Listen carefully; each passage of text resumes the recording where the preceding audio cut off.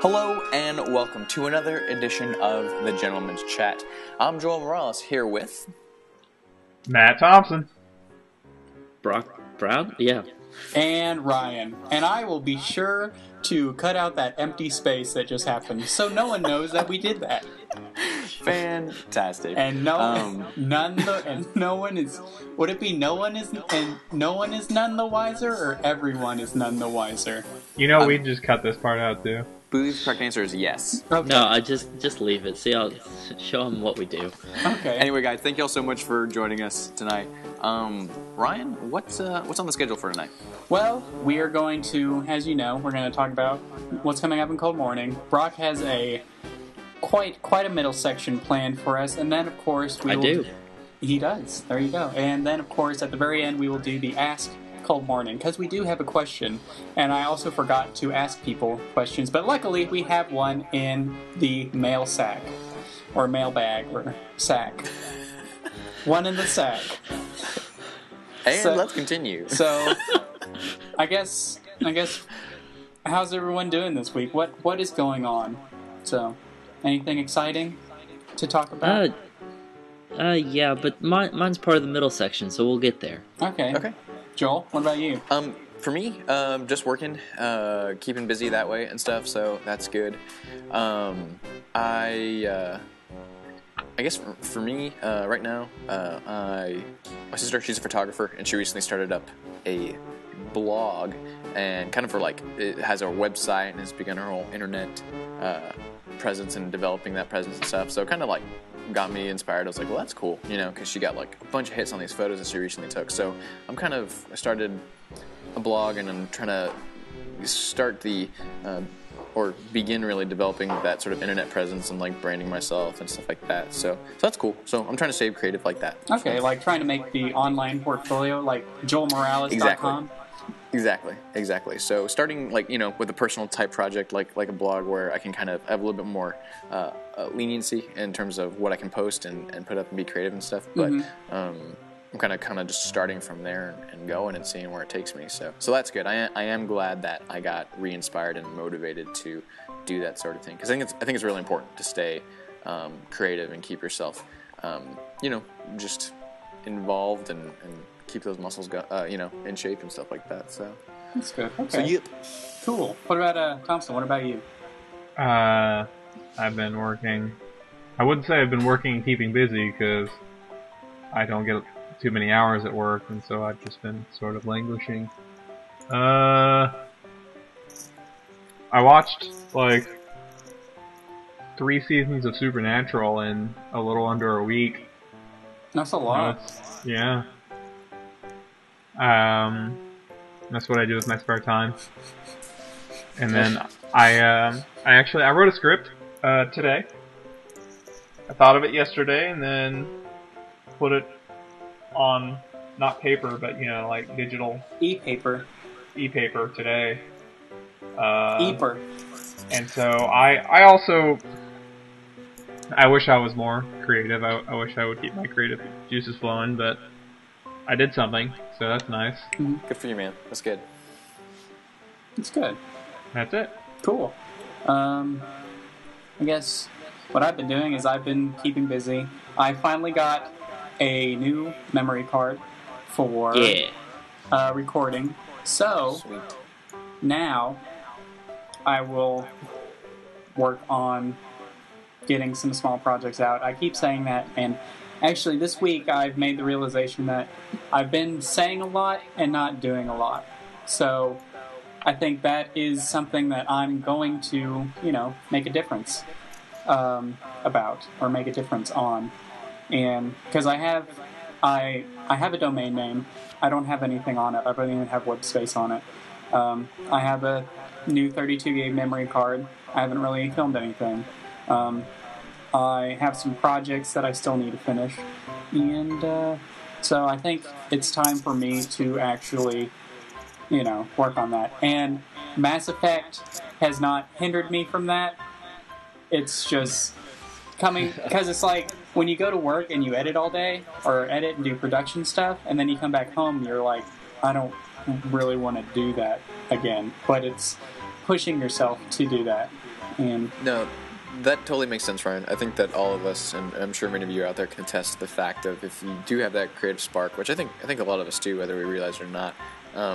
It's super difficult to go out there, work an 8-hour job, for 40 hours a week, and come back home and try to maintain that sort of creativity and stuff. It's almost as difficult, if not more difficult, than like going and working out. Because you're just exhausted and you have to get that inspiration and that energy to develop that sort of output.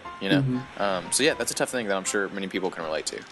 so, but don't worry, there's going to be some stuff coming out soon, but we can talk about that in the cold front. Segue? Ooh, well then. Actually, speaking of cold front, over here where I am, it was hailing maybe 2 or 3 days ago for only like 15 minutes, and then it stopped. We got some wicked storms. Yeah, Yeah. same over here. Yeah. But yeah, so cold front. So, as you know, Brock has his so famous Not Quite Comics. Is there what is new in Not Quite Comics world? Well, I wrote about our adventures in Dead Island that we had together. I do remember that. Except I remember it quite the opposite way than him flying instead of us. It's true. He didn't fly into space. He flew into the ground and took all my knives away. But you flew into space once. Remember when you were jumping up and down?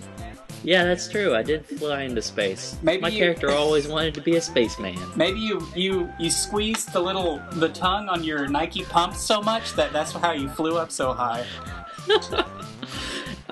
So I have another comic planned, probably involving Dead Island again, unless something else comes up. So, stay tuned, something like that for that. Keep next reading. Week. Yeah, that one. Okay, that's cool. Let's see.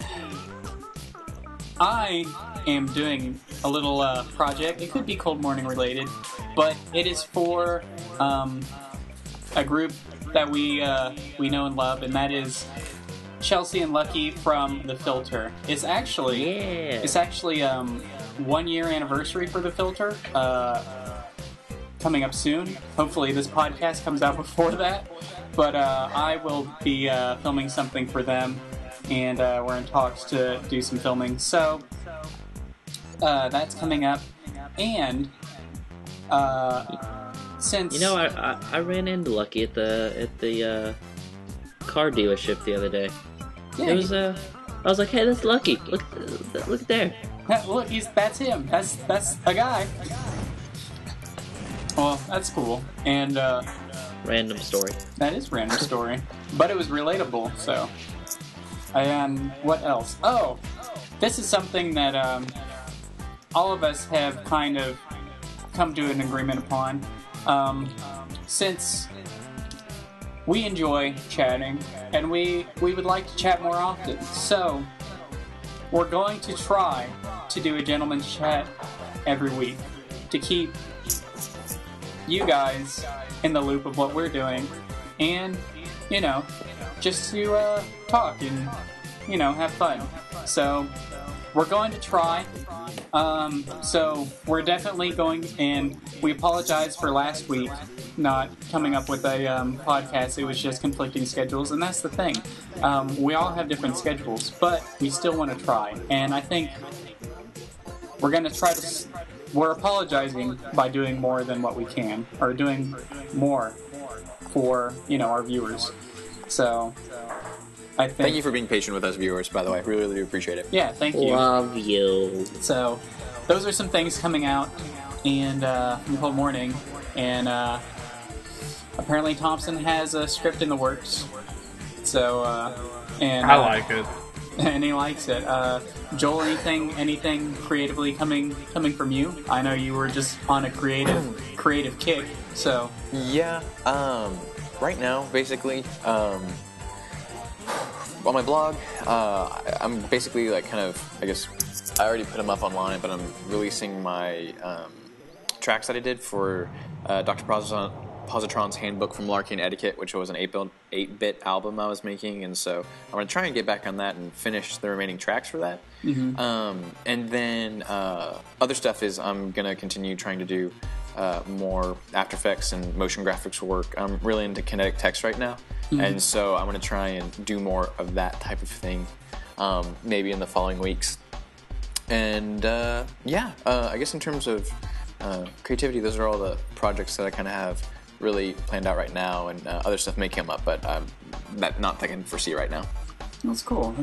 Well, it seems like we have a whole bunch of stuff coming out for the viewers' eyeballs. Hopefully that they will look at with their eyeballs, I think. I would hope so.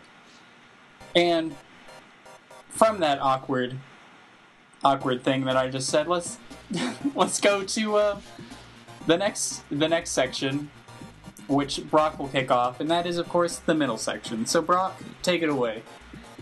Okay, so as I said earlier, I had some big news. I haven't been happy at my job, so I've been job searching with the help of Thompson. Thank you, Thompson. And so on Monday, I had an interview. And I had, by far, one of the weirdest questions I have ever been asked in an interview ever. So I wanted to ask you guys what the weirdest question you've ever been asked in an interview is. First off, is your question appropriate? Yes. Okay, just making sure. Okay. So why don't we go with Thompson? Oh yeah, go with the least interesting one first. Yeah. I haven't done a lot of interviewing. Where I work, the interview was like, so, it shows here you have a college degree, that's good. You're a radio scout, that's, I guess, good, okay. Do you speak Spanish? No, I don't. Oh, well, I guess you're hired anyway. We'd rather you speak Spanish, are you sure you don't? Yeah, I mean, not much. No habla español. Do you say un poco? Un poco. Un poco, señor. Alright.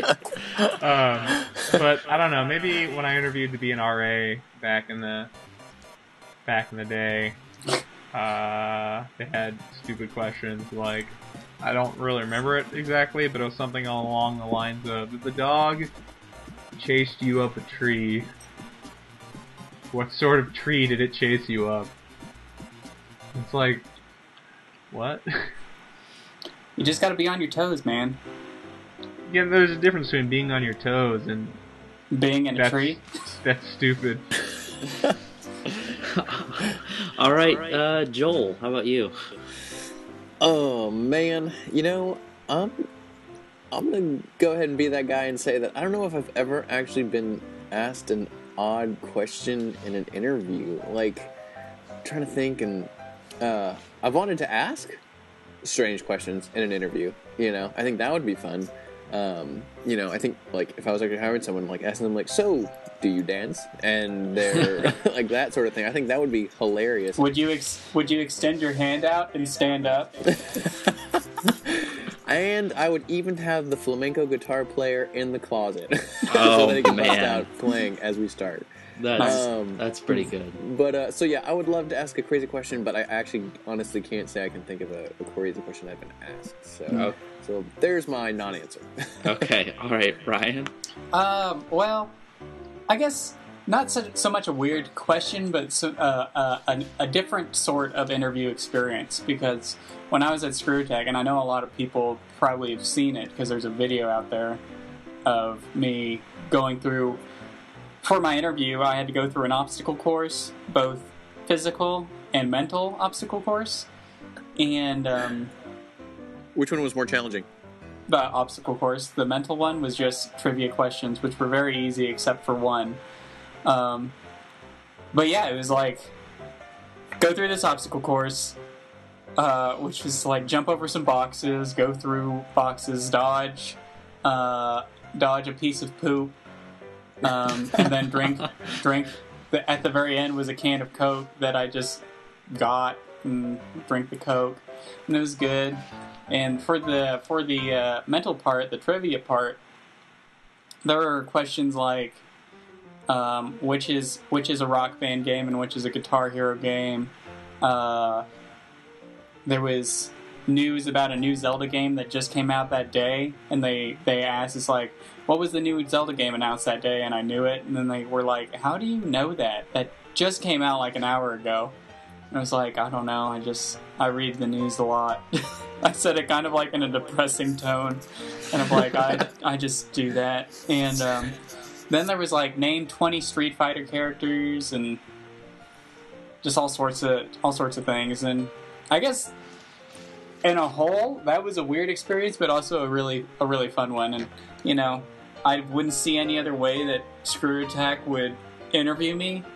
So it was pretty cool. But yeah, other than that, every other interview place is very normal compared to that. So Yeah. that's me. But what about you, Brock? Because you've heard all of ours except Joel's, because he didn't really have one. I'm sorry. But what about yours? Okay, so on Monday in my interview, they said, you're flying over the Atlantic Ocean in a plane, and France fires a missile at you.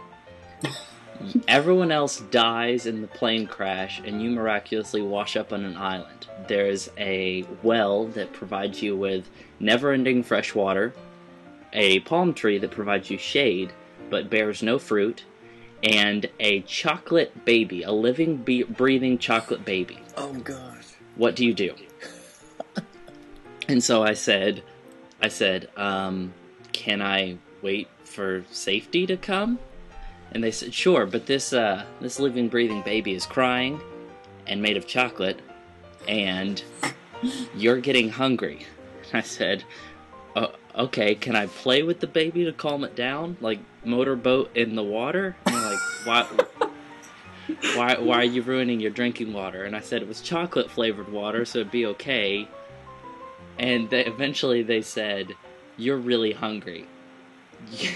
You're really hungry, and there's nothing else on the island. I said, I guess I'm gonna have to eat the baby. And they said, do you eat the baby alive, or do you kill it? And I said, I guess I'd have to kill it. And they said, how do you kill it? And so I said, I guess I would take off my shirt and smother it to death. This is horrible. And they said, all right, now how do you eat the baby? Oh my God. And I said, I guess I would start with the toes. That's what I was going to say, like nibble on the toes first? Yeah, I didn't want to eat the face straight away, you know, that's weird. So I decided that I would start with the least human part, so the toes, and then work my way up, I guess. And so then they said, alright, you've just finished eating this chocolate baby. A ship pulls up, and on this ship are living, breathing chocolate people. This question never ends. You have chocolate all over your mouth. What do you do? Can I bargain with these people? No, they can see that you've clearly eaten this chocolate baby. I guess I'll commandeer the ship. Pirate style? Yeah, pirate style. Okay, how do you do that? I guess I shove them all in a small room, commandeer the ship, take it to land, unlock the door, run and jump off the ship, and then let them have the ship again. And they didn't seem very happy with my answers. How can you be angry? Because it's a hypothetical. Like, what was the right answer if they weren't happy about it? I guess I don't know. I guess they're trying to see. I guess they didn't seem very impressed or something. Yeah, I guess they're just trying to see how, like, here's a creative situation. What is the most creative way you would, attack it? No pun intended. Attacking people. So. Yeah. But. That's interesting. That's the strangest question I personally would have held up the baby up in the sky so that the sun would melt it. But then you couldn't eat the baby, Joel. I would drink the chocolate as it fell on my face. That's But weird. you're wasting so much baby. This podcast is going to a weird place. You're It's just like the time that we talked about. Oh God, let's. No, okay, I have to bleep that out. So thanks, Brock. I have to wade through 15 or 20 minutes just to bleep that out. Thanks. At least, Well- at least it's not as bad as Team Bondi. That is true. Oh, Okay. Well, okay. Let's go on to the question of the week. yeah. Let's go to the question of we can call it question of the week because we are going to try to do this weekly, huh? Ooh. Okay. Ooh. Okay. Anyways. Okay. Goof troop. Let's do question of the week, and this week's question comes from Game and Roy, and he asks. Let me bring up the question. He asked how we felt about that particular game company closing Hudson Soft. Yes. Okay, so he asks, what are our thoughts on the recent closing of Hudson Soft? And if you know, fellow friends, Hudson Soft made games like Bonk's Adventure. One of the biggest games that they made was Bomberman. Don't forget Mario Party. And Mario Party 1 through 8. So they recently closed, and they just want our opinions. So I guess I'll go first. And I used to like Bomberman a lot, and it's for some reason it just doesn't really faze me that they closed. Really, I really don't know what to say. It is kind of sad that, you know, another it seems like a lot of game companies now or game developing is a make or break situation, and if it's not, you know, if it doesn't sell at least like 1 million copies, it's considered a failure sometimes, and that's kind of sad. And it's also kind of sad for Hudson Soft, but I really don't know. I like playing those old games, and I'm gonna miss them if they ever made a new Bomberman, because I have the Bomberman on Xbox Live. But yeah, so that's my 2 cents. Anyone else? I really don't have any feelings towards them closing. Like, I enjoyed the games that they made a long time ago, when they were kind of in their prime, so to speak, but I haven't really heard a lot about them recently, so I guess it doesn't really affect me. Yeah, for me, I would say I'm kind of along the same lines. I definitely do think it's sad for, like, you know, any business that, especially for individuals who are familiar with the games at a young age, and it's something that they grew up with and stuff. Yeah, of course it's sad for that sort of, you know, business to close and stuff. So, yeah, I mean, it's definitely, I would definitely recognize it as a sad thing that they shut down and stuff like that. But I think Ryan was also correct in the fact that, man, game development in that industry is, I can't even imagine how difficult that must be to keep up, you know. So yeah, definitely a sad thing. Thompson? Well, I'll just get it out of the way right now. I absolutely did not like the Bomberman series. That's funny. This is a well-known fact to Ryan, because we went to high school together, and one day a bunch of friends were all hanging out, and we're like, let's go to GameStop. And one of the girls in the group was like, what game should I buy? I want to buy a game! And Ryan was like, you should buy Bomberman. I was like, no, you shouldn't. And she did. And then we went to my house. I was like, let's play that game. I was like, not on my 64. I don't think so. And it was a tense moment. I hate Bomberman. And I like that corkscrew level in Fusion Frenzy. Oh yeah, that's true. They did make that. The only thing I like by them. Hudson So, Soft, yeah, you will be I'm sad to see remembered him go. for The corkscrew Your level corkscrew and level. Fusion Frenzy. Nothing more. You know, nothing that less. was a really good I was level. never a fan of Mario Party. I just saw it as a way to destroy 64 controllers. And to destroy Oh. friendships. That terrible white dust in where the joystick went. Oh gosh, that was Or the blisters that you developed on your hand. Ugh. terrible. Oh, It was just a man. bad deal all around. And so it seems like, to you, Hudson Soft dissolving was the best thing that could happen to them. I will say this: with their closing, 64 controllers can sleep safely tonight. And people's hands. Just getting Yeah, the it's like- blisters.